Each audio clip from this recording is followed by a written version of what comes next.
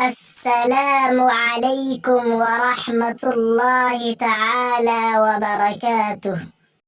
وعليكم السلام ورحمة الله تعالى وبركاته. maxaad dareemaysaa walaalkaygiiow? waxaan dareemayaa caafimaad la'aan. sabab walaalkaygiiow? waxaa i asiibay hargab. ma aaday dhakhtar? haa, waan aaday dhakhtarka xaggiisa. ma kuu soo qoray wax daawo ah?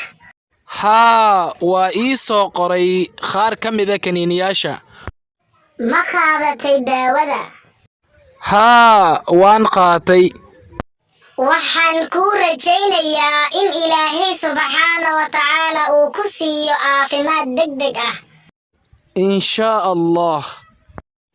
waad mahadsan tahay. adiga ayaa mudan mahadda.